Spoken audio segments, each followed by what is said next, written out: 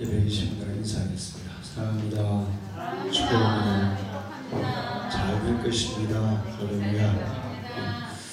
우리 구호 한번 하겠습니다. 구호 준비. 할렐루야. 하나님은 가정을 세상을 사용해 주셔서 할렐루야. 네.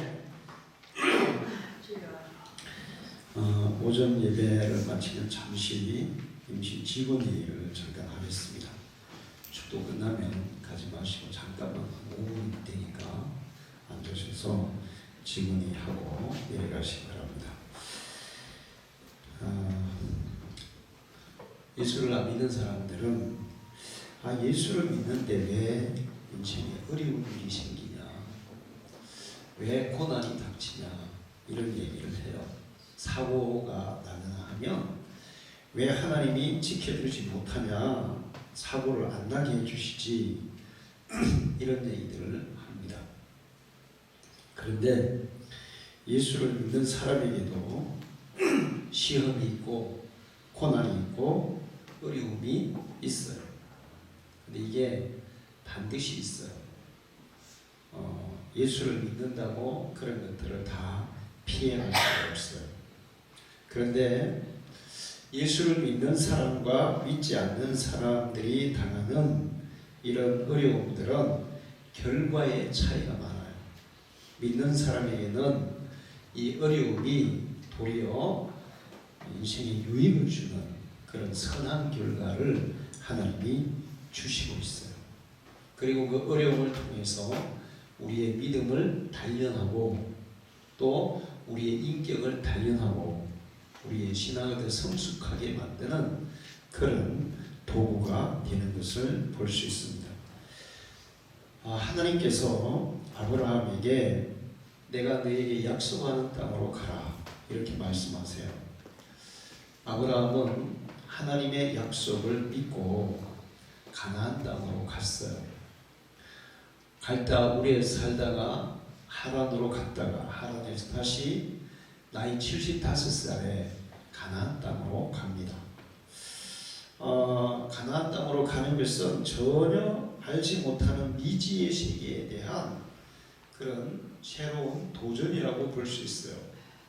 75이면 지금하고 그때는 좀 다르지만 인생을 서서히 정리해야 되는 그런 시기예요. 그런데 하나님은 새로운 세계, 보이지 않는 세계, 미래의 세계를 향해서 도전해서 가라고 말씀하고 있어요. 아브라함은 하나님의 말씀을 따라서 자기 아내 사라와 조카 롯을 데리고 가나안 땅으로 갑니다. 그러면 하나님이 약속하신 땅에 갔으면 그곳이 젖과 꿀이 흐르는 땅이 돼서 잘 먹고 잘 살아야 되는데 가자마자 가나안 땅에 흉년이 들었어요. 하나님 약속 믿고 왔으면 이제는 가나안 땅이 더 살기 좋은 땅이 돼야 되는데 도리어 흉년이 들어서 도저히 살 수 없는 그런 상황이 펼쳐진 거예요. 그래서 아브라함은 고민에 빠졌습니다. 여기에 계속 머물러야 되나? 아니면 애굽으로 가서 이 흉년을 피해야 되나? 근데 아브라함은 그때 기도를 좀 해봤어야 되는데 인간적인 판단으로 그래 여기서 굶어 죽는 것보다 잠시 애굽으로 피해 갔다가 다시 상황이 좋아지면 돌아와야지, 그런 생각으로 애굽으로 가게 돼요. 그런데 옛날에 그런 말이 있죠. 여우 피하다가 호랑이 만난다고. 아브라함은 흉년을 피해서 애굽으로 갔더니 애굽에서 더 큰 어려움을 당하게 됩니다. 애굽의 바로왕이 아브라함의 아내 사라가 너무 예뻐서 사라에게 반했어요. 사라를 그냥 빼앗아갑니다. 아브라함은 흉년을 피했다가 아내를 빼앗기는 그런 더 큰 어려움을 만나게 된 거예요. 아브라함이 자기 아내 사라를 다시 찾아올 방법도 없고 가능성도 전혀 없어요. 그러나 하나님은 하나님의 백성들을 한결같이 보호하고 지키고 계신 것을 믿으시기를 축원합니다. 아브라함이 비록 흉년을 피해서 잠시 하나님의 말씀을 거스리고 인간적인 방법을 따라갔지만 그래서 더 큰 어려움을 만났지만 하나님은 아브라함이 어떻게 해볼 수 없는 아브라함이 손쓸 수 없는 그런 어려움 앞에 하나님이 나서십니다. 그리고 바로 왕을 혼내세요. 그리고 애굽의 그 왕궁의 모든 여자들이 아기를 못 낳도록 만들어버려요. 그래서 바로 왕이 이 하나님께 혼을 나고 그리고는 사라를 아브라함에게 돌려줍니다. 돌려주면서 미안하다고 많은 재물을 줘서 아브라함을 위로하면서 돌려줬어요. 아브라함이 인간적인 그런 생각으로 갔다가 그래서 더 큰 어려움을 만났어요. 그런 거예요. 인생은 우리가 하나님을 믿고 살아도 어려움이 닥치는데 그럴 때 그 어려움을 피하기 위해서 인간적인 수단 방법을 쫓다 보면 더 큰 어려움이 닥쳐요. 그럴 때 우리는 하나님 앞에 기도해야 돼요. 하나님, 제가 이 어려운 가운데서 어떻게 하기를 원하십니까?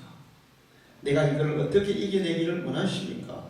그렇게 기도해 보면 하나님이 방법을 가르쳐 주실 줄로 믿습니다. 근데 여러분이 그렇게 해서 이제 잘못해서 더 큰 어려움이 빠졌다 해도 염려할 필요는 없어요. 하나님은 하나님의 백성들, 한번 예수를 믿고 구원받은 하나님의 백성들은 천국 갈 때까지 철저하게 지키시고 보호해 주시는 것을 믿으시기 바랍니다. 하나님은 아브라함이 잘못했지만 아브라함을 도와서 바로왕을 굴복시키고 사라를 찾아줬어요. 그래서 다시 가나안 땅으로 이제 돌아오게 됩니다. 가나안 땅에 돌아와서 사니까 그때부터 이제 아브라함의 이 인생이 막 펼쳐지기 시작했어요. 번성하기 시작했어요. 양과 소와 낙타와 노비가 막 엄청나게 많아지고 아브라함이 엄청난 급으로 막 발전하기 시작했어요. 하나님이 말씀하신 장소에서 하나님의 말씀을 따라 살아가게 되면 반드시 하나님은 약속하신 대로 복을 주시게 되어 있는 줄 믿습니다. 자, 그런데 이렇게 막 번성해지니까 아브라함의 가족하고 조카 롯의 가족들 사이에 갈등이 일어나는 거예요. 막 서로 이제 양떼와 솔떼가 많아지니까 서로 이제 목초리 가지고 막 싸우는 거예요. 우물 가지고 막 싸우고.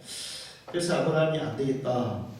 같이 있다가는 이 혈연 관계의 의가 다 사라지겠구나. 그래서 롯에게 롯, 네가 보기에 좋은 곳으로 택해서 가라.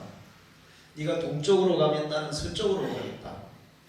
네가 먼저 좋은 곳을 선택해서 그 땅을 차지해라. 그래서 롯이 이 소돔 고모라 지역을 그 땅이 보기에 굉장히 좋았어요. 목축하기에 좋은 땅이에요. 그래서 그 땅을 차지해서 갑니다. 근데 이때 롯도 역시 인간적인 생각, 사람의 눈으로 보기에 좋은 곳을 선택했다가 나중에는 모든 것을 잃어버리는 것을 볼 수 있어요. 여러분은 여러분의 눈으로 볼 때 좋은 걸 택하지 말고 기도해서 하나님이 원하시는 것을 택하는 그런 믿음의 사람이 되기를 축원합니다. 자, 롯이 떠났어요. 근데 아브라함은 지금 자식이 없는 거예요. 하나님이 자식 준다고 약속했지만 지금 나이가 거의 80 다 됐는데도 자식이 없어요. 그래서 이 조카 하나 이제 의지하면서 안 되면 내가 저 조카에게라도 내가 유산을 물려줘야지, 내 대를 잇게 해야지 이런 생각했는데 조카까지 떠나버린 거예요. 그러니까 아브라함이 얼마나 울적하겠어요. 그리고 얼마나 고독하겠어요. 그래서 우울해하면서 굉장히 이 우울감에 빠져 있었습니다. 야, 이 도대체 내 인생이 뭔가 이거? 내가 이거 잘 살면 뭐 하겠노 이거? 누구한테 물려주겠노 이거? 그러면서 이제 조카가 떠나고 나서 굉장히 마음이 우울해서 좀 고민하고 있었어요. 그런데 그때 하나님이 아브라함을 찾아오십니다. 할렐루야. 창세기 14장 14절 15절을 보면 롯이 아브라함을 떠난 후에 여호와께서 아브라함에게 이르시되 하나님이 아브라함을 찾아와서 말씀하시기를 너는 눈을 들어 너희 있는 곳에 북쪽과 남쪽과 동쪽과 서쪽을 바라보라. 보이는 땅을 내가 너와 내 자손에게 주리니 영원히 이르리라. 자, 아브라함이 지금 굉장히 낙심된 상태예요. 마음이 굉장히 우울한 상태예요. 그래서 별로 이제 미래에 대한 희망이 없어지는 그런 상태예요. 그때 하나님이 찾아오셨어요. 그리고 그런 아브라함의 마음속에 하나님이 비전을 허락하시고 있어요. 비전을 주시고 있어요. 아무것도 없고 있을 것 같지도 않고 될 것 같지도 않은 그런 미래에 대해서 하나님이 그렇게 말씀하셨지만 아직까지 아무것도 이렇게 제대로 되지도 않는데 앞으로 이게 가능할까 불가능할 것 같아 이런 생각이 드는 그런 상황에서 하나님이 찾아오셔서 네 눈을 들어서 동쪽과 남쪽과 북쪽과 서쪽을 바라보라. 네가 보는 땅을 다 너와 네 자손에게 주리니 영원히 이르리라. 이 땅을 다 너와 네 후손에게 줄 것이다. 후손이 없는데 자식이 하나도 없는데 네 자식과 그 후손에게 줄 것이다. 그러면서 하나님께서 아브라함에게 미래에 대한 보장과 비전을 제시해 주고 있어요. 이렇게 하나님이 아브라함에게 보여주신 미래에 대한 약속, 이것을 우리는 비전이라고 얘기해요. 비전이라는 말은 꿈이나 또는 희망 이런 거하고 다른 거예요. 꿈은 그냥 내가 막연하게 생각하고 꾸는 거죠. 희망도 내가 그렇게 되었으면 좋겠어. 그렇게 되지 않을까? 그렇게 될 거야? 내가 그렇게 생각하는 거예요. 근데 비전이라는 것은 뭐냐면 미래에 일어날 일을 미리 보여주는 것, 미리 포기하는 게 비전이에요. 여러분 우리 TV를 뭐라 그러죠? 텔레비전이라고 해요. 왜 텔레비전이라고 그러는지 아세요? 영상을 보니까 그렇습니다. 텔레비전은 멀리에 있는 것을 우리 눈앞으로 끌어다가 보여준다는 것이에요.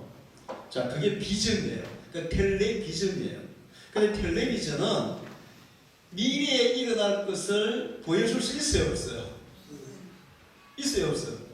없어요. 현재 일어날 일, 미래에 일어날 일을 가상으로 꾸밀 수도 있지만 실제로 그렇게 된다는 보장은 없어요. 그런데 실제로 있는 것들을 촬영해서 멀리에서 있는 사람들에게 그거를 보여주는 거예요. 그래서 텔레비전은 하나님이 주시는 비전하고 달라요. 하나님이 주시는 비전은 미래에 있을 일을 미리 우리에게 보여주셔서 그것이 우리 인생에 그대로 이루어지게 하는 그것이 하나님이 주신 비전이에요. 할렐루야. 여러분에게 이 하나님의 비전을 가지기를 축원합니다. 근데 하나님은 제가 창세기를 새벽에 계속 이제 우리가 읽고 있는데 아브라함에게만 비전을 주신 줄 알았더니 그게 아니에요. 그 아들 이삭에게도 똑같이 비전을 주세요. 창세기 26장 2절에서 4절에 여호와께서 이삭에게 나타나 이르시되 애굽으로 내려가지 말고 내가 네게 지시하는 땅에 거주하라. 아브라함 때도 흉년이 들었는데 이삭 때도 또 흉년이 든 거야. 그래서 이삭이 이삭이 이 상황이 어떻게 됐냐면 아브라함이 사라가 죽고 나서 후처를 얻어서 아들을 6명 더 낳았어요. 근데 이 아들들이 이 장성해서 그 아들들에게 유산을 다 나눠가지고 그 아들들에게 나눠주면서 동쪽으로 다 이주해 가서 살라 그래요. 자, 그러니까 아브라함의 몫이 지금 7개를 가지고 있었는데, 그러니까 아브라함은 7개를 가졌으니까 굉장히 부자죠. 근데 이 사라가 죽은 이후에 6아들을 낳았으면 6아들에게 유산을 나눠주고 이삭에게도 나눠주니까 이삭이 받은 몫은 얼마예요? 7분의 1밖에 안 되는 거예요. 그러니까 아브라함보다 부유해요. 지금 이 상태에서 아브라함보다 이제 훨씬 못해요. 훨씬 가난한 거예요. 가난하다기는 좀 그런데 어쨌든 훨씬 못한 거예요. 그런 상황에서 흉년이 들었어. 그래서 여기 있다가 다 굶어 죽겠다. 잠깐 애국으로 피해 갔다가 다시 돌아와야지 이런 생각을 하고 이제 남쪽으로 서서히 이주해 가기 시작하는 거예요. 이제 남쪽으로 쭉 내려가기 시작하는 거예요. 그때 하나님이 이삭을 찾아오신 거예요. 여호와께서 이삭에게 나타나 이르시되 애국으로 내지가지 말고 내가 네게 지시하는 땅에 거주하라. 이 땅에 거류하면 내가 너와 함께 있어 네게 복을 주고 내가 이 모든 땅을 너와 네 자손에게 주리라. 내가 네 아버지 아브라함에게 맹세한 것을 이루어 네 자손을 하늘의 별과 같이 번성하게 하여 이 모든 땅을 네 자손에게 주리니 네 자손으로 말미암아 천하 만민이 복을 받으리라. 할렐루야. 자, 이삭이 지금 갈등하고 있는 거예요. 가나안 땅에서 굶어 죽어야 되나? 애국으로 좀 피해 갔다 와야 되나? 그럴 때 하나님은 아니야. 지금 흉년이 들어도 네가 내 약속을 믿고 이곳에 거주하면 나는 이 땅을 너에게 주고 내 후손에게 주고 내 후손을 번성하게 해서 자손 대대로 번성하게 해주겠다. 하나님이 이삭에게도 아브라함과 같은 비전을 주시고 있어요. 자, 이 비전을 받은 아브라함이나 이삭은 그 다음에 어떻게 살았을까요? 그 다음부터는 이 비전을 따라서 살았어요. 할렐루야.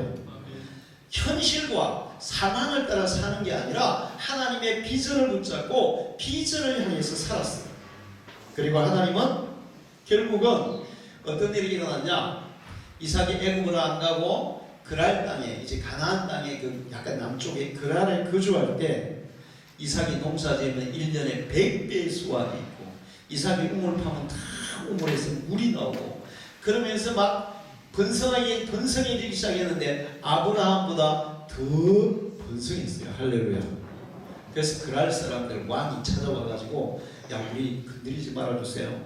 우리를 침공하지 말아주세요. 당신이 우리보다 훨씬 더 강해졌습니다. 왕이 막 이삭이 그런 얘기를 하잖아요. 이삭이 하나님의 비전을 따라 살았더니 하나님께서 이삭에게 약속하신 비전대로 이루어 주신 줄로 믿습니다.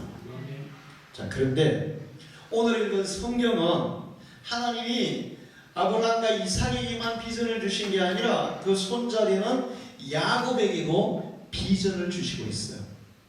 자, 보세요. 이제 아브라함도 상당히 지금 막 고민되고 갈등되는, 이삭도 고민되고 갈등되는, 이 현실이 어떻게 펼쳐질지 몰라가지고 상당히 이거 어떻게 해야 될지 모르는 그런 상황이에요.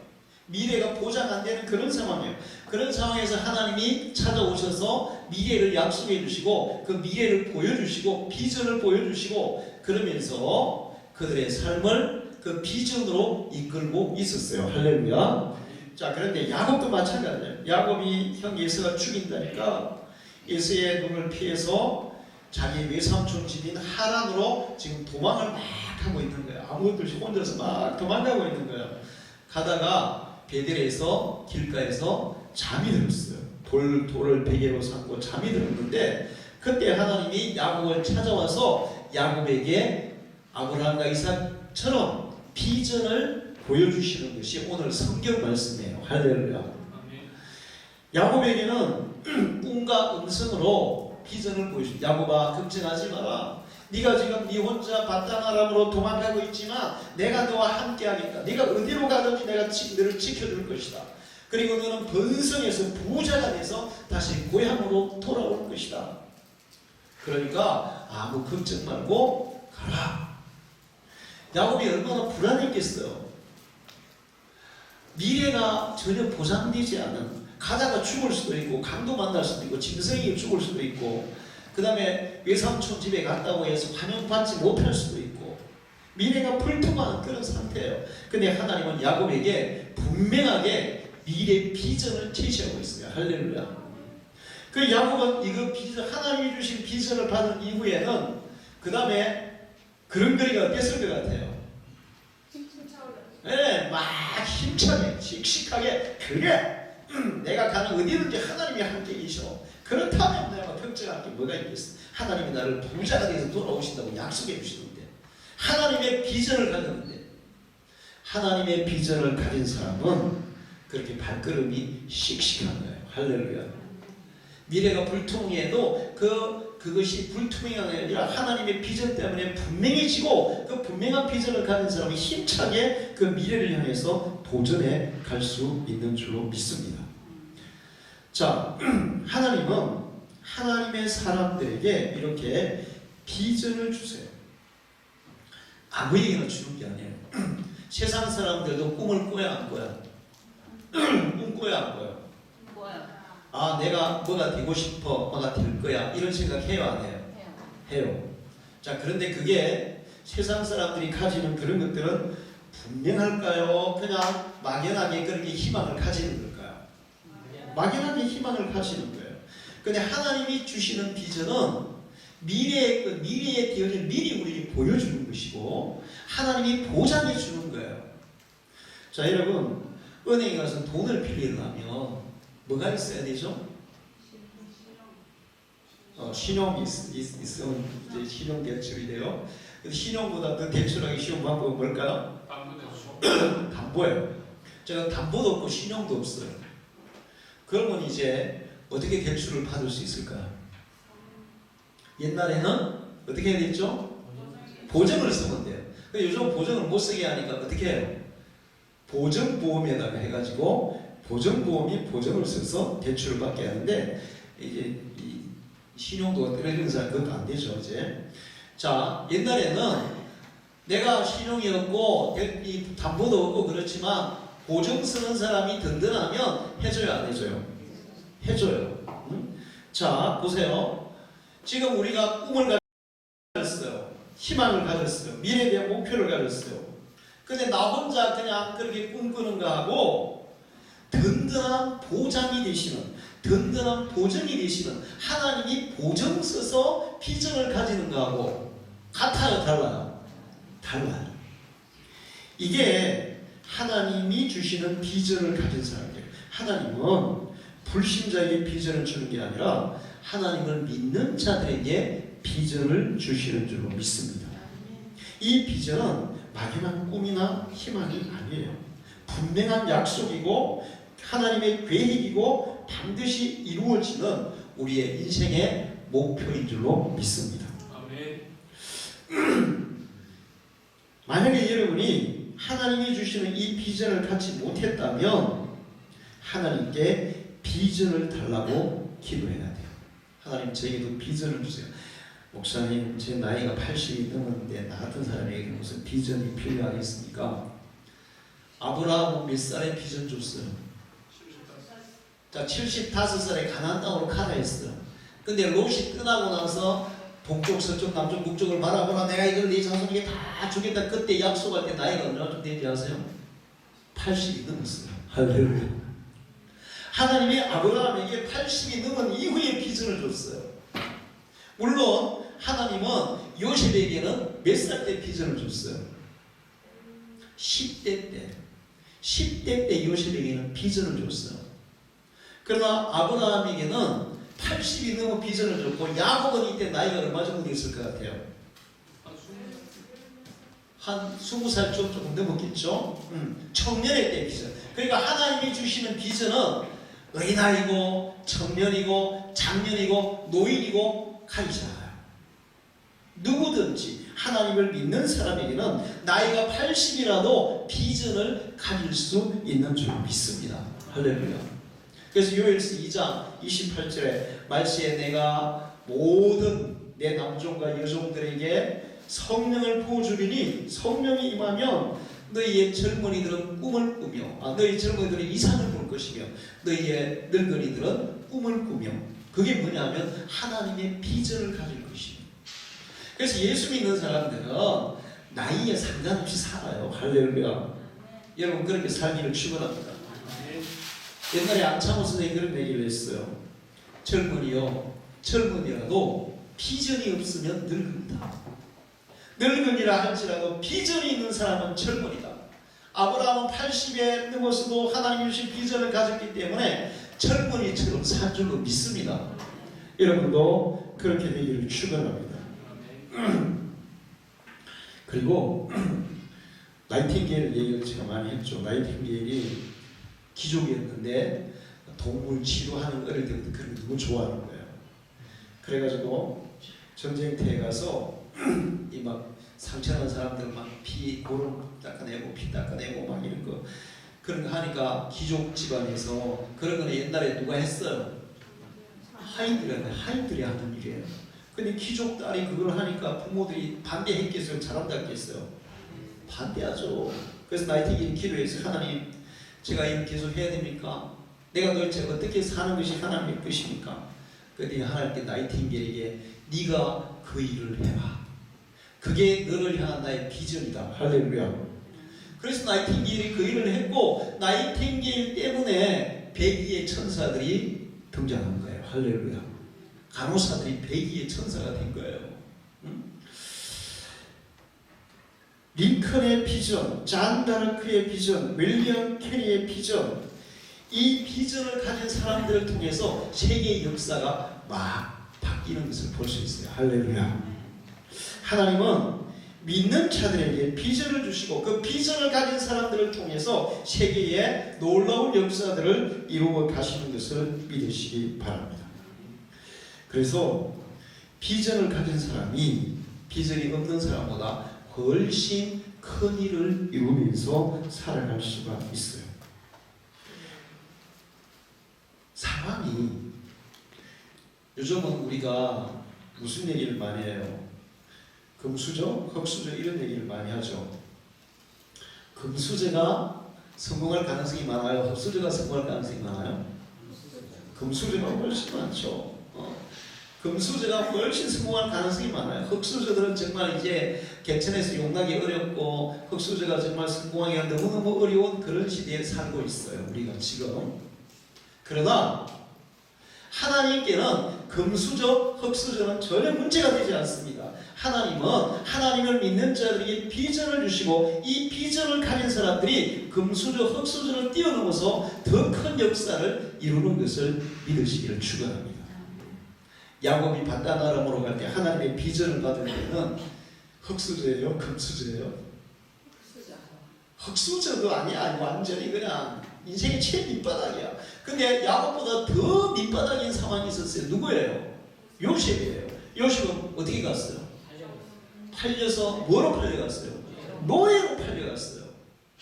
노예는 흙수저보다도 훨씬 더 못한 도저히 그 자기의 이 신분을 뛰어넘을 수 없는 그런 상황이에요.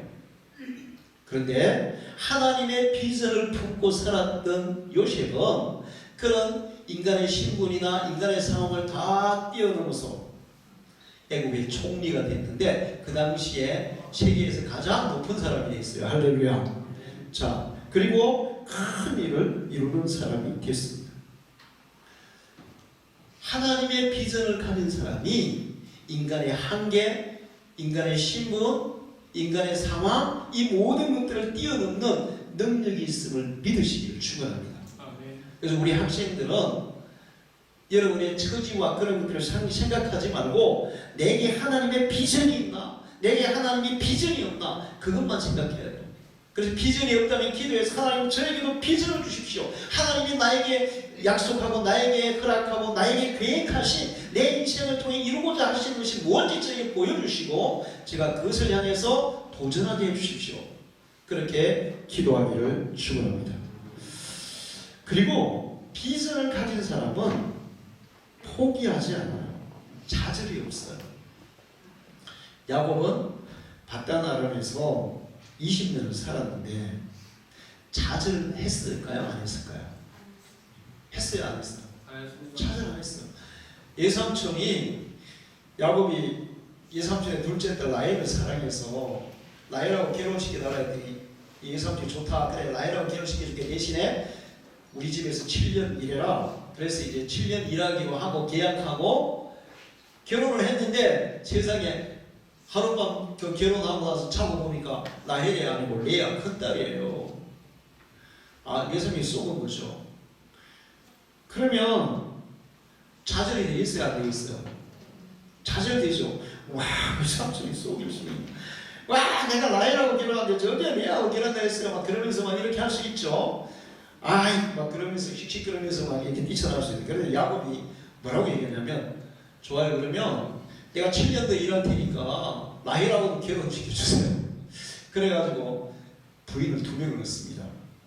그리고 나서 나중에 이제 이 일삭을 계산하기로 했는데, 외삼촌이 야곱이 일삭을 얼룩얼룩한 양, 검은 양 이런 거 일삭으로 달라하면 전부 다 양이 그 색깔로 바뀌고, 흰 양으로 또 외삼촌이 야, 니가 내 얼룩얼룩한 거 다 내 거 하고 니 흰 양 니 거 해라. 그러면 또 전부 다 흰 양으로 10번 바꿨지만 야곱은 포기하지 않았어요.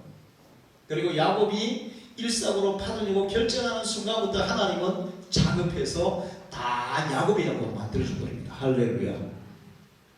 그런데 그때 야곱이 나중에 뭐라 해요? 외삼촌, 내가 외삼촌이 10번이나 싹을 바꿔치기 해도 내가 잠도 안 자고 밥도 못 먹고 내가 얼마나 열심히 일했는지 몰라요. 할렐루야. 네? 요셉도 마찬가지죠. 비전의 사람은 절대로 포기나 자살하지 않아요. 부모에게 많은 유산을 물려받은 자식들이 그런 자식들은 포기하지 않습니까? 어때요, 요즘? 요즘 부모에게 많은 유산을 물려받은 그 이제 재벌 3대 가가지고 무슨 문제를 많이 일으켜요? 마약 중독자들이 많아요. 그러나 부모에게 아무도 물려받지 못했다 할지라도, 전에 물려받지 못했다 할지라도 하나님의 비전을 품은 사람은 절대로 어떤 일이 있어도 어떤 어려움에서 포기하지 않고 반드시 그 비전을 이루어서 큰 일을 이루는 사람이 될 줄로 믿습니다. 그리고 비전을 품고 사는 사람이 반드시 성공해요. 인생의 성공은 비전을 품고 그 비전을 향해서 끊임없이 전진하는 그 사람이 성공하는 거예요.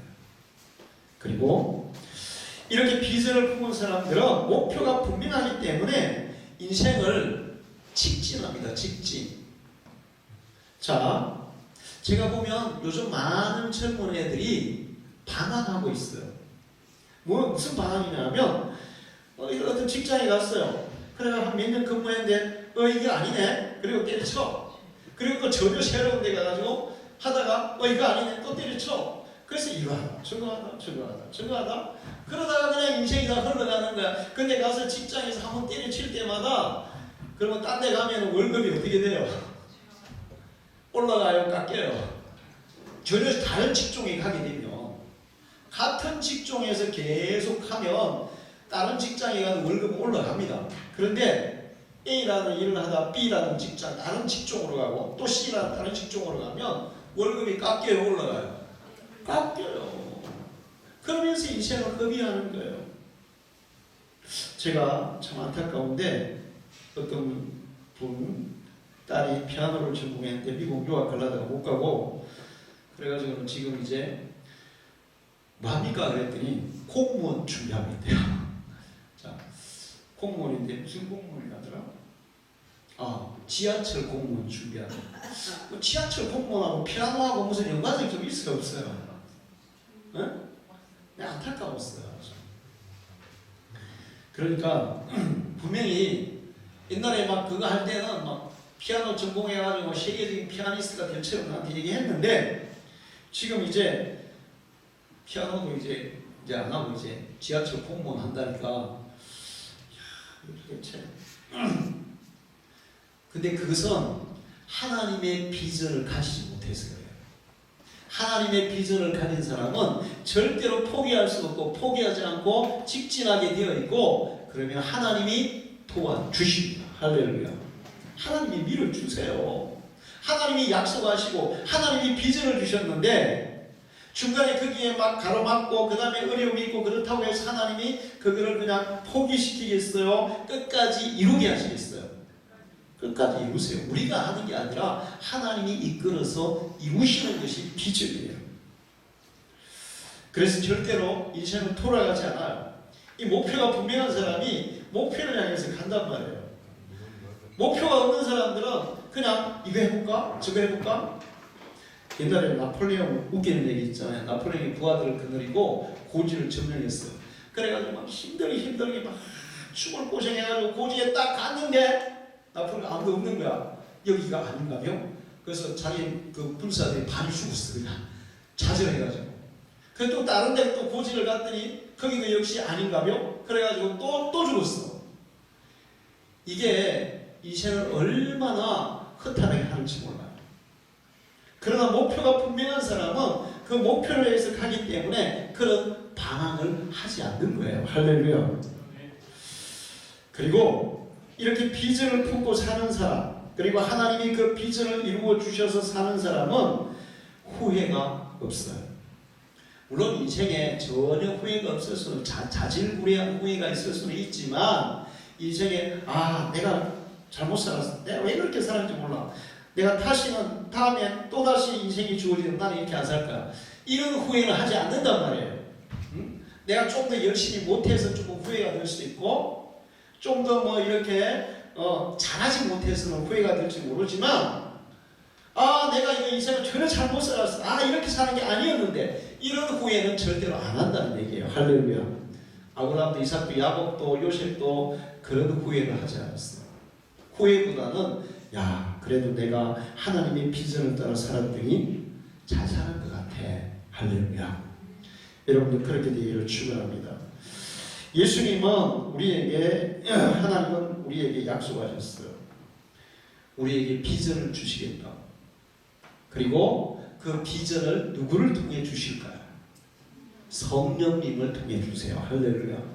요엘서 2장 28절에도 성령을 부어주리니 너희 늙은이가 꿈을 꾸고 젊은이는 이상을 볼 것이며 다 하나님의 비전을 주실 것이며 사도행전 1장 8절에 성령이 임하시면 너희가 권능을 받고 내 증인이 되리라.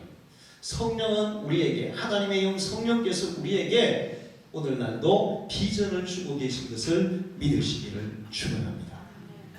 그리고 하나님이 주신 이 비전을 받아서 이 비전을 품고 그 비전의 목표를 향해서 살아가기를 축복합니다. 특히 우리 젊은 애들, 이게 나중에 시간이 지나면 비전을 품고 살아든지 그냥 살아든지 인생의 격차가 너무 크게 나게 되어 있어요. 비전의 사람이 훨씬 더 높이 오르는 것을 믿어야 돼요. 할렐루야. 제가 요즘 아침 대비 있죠. 우리 교회에 새들이 막 진짜 온갖 새가 날아든다, 온갖 잡새가 날아든다 이런 거 있죠. 새들이 막 날아드는데 이 쬐끄만데 아주 예쁘게 생기신데 소리는 뭐 좀 별로 안 좋아요. 근데 그부터 온갖 새들이 날아와가지고 막 지저귀어요. 뻐꾸기도 막 울고 그러더라고요. 그 다음에 작년 여름에는 깨꼬리도 왔어. 와, 내가 30년 살 깨꼬리 처음 한 거야. 깨꼬리가 막 울더라고요. 깨꼬리 소리 좋아했나 봐요. 와, 좋죠. 근데 내가 이 새들을 보면 어떤 새들은 그냥 밑에만 이렇게 날아다녀. 참새, 하늘 높이 날아요. 밑에만 날아다녀요. 응? 밑에만 날아다녀요. 밑에만. 조금 날다가 앉고 조금 날다가 그래요. 근데 이제 하늘 높이 나는 새들이 있어요. 어떤 새들이 그렇게 날까? 독수리, 매, 그 다음에 갈매기, 뭐 이런 종류는 하늘 높이 난단 말이에요. 그럼 하늘 높이 올라가면 자, 참새가 보는 세계와 하늘 높이 올라간 송골매가 보는 세계는 같은 세계예요, 다른 세계예요? 어때요? 참새가 많이 볼까요? 하늘 높이 올라간 송골매가 많이 볼까요? 네, 송골매가 많이. 무슨 얘기냐면 하나님의 비전을 품은 사람은 하늘 높이 올라가는 거예요. 할렐루야. 자, 그런데 이제 여기서 우리가 하나 더 생각해야 될 게 있어요. 참새의 날갯짓이 힘들까요? 송골매가 하늘 높이 올라갈 때 날갯짓이 힘들까요? 그렇죠. 올라갈 때 송골매가 10배, 100배는 더 힘들어요. 자, 그런데 중요한 게 있어요. 일단 올라가기만 하면 그 다음부터는 쉬울까요? 어려울까요? 쉬워요. 그 다음에는 그냥 날갯짓 안 해도 돼요. 상승 기류를 타가지고 날개 쫙 펴가지고 막 춤추듯이 쫙 세상의 모든 것을 다 내려다 보겠습니다. 이게 비전의 사람이에요. 하나님의 비전을 품은 사람은 인생의 높은 차원으로 올라갈 줄 믿습니다. 그 높은 차원으로 가기 위해서 참새보다도 훨씬 더 날갯짓을 많이 해야 되기 때문에 좀 더 힘든 과정을 겪을 수가 있어요. 그러나 높은 곳에 다 올라가고 나면 그 다음부터는 날갯짓 안 해도 그냥 유유히 하늘에서 쭉 밑에를 내려다보면서 살아갈 수 있어요. 할렐루야. 참새들은 잠시 하고 쉬어. 근데 계속 날갯짓 해야 돼. 근데 비전을 품은 사람, 높이 올라간 사람은 그 다음에 날갯짓 안 해요. 그 다음에 인생이 평안한 거예요.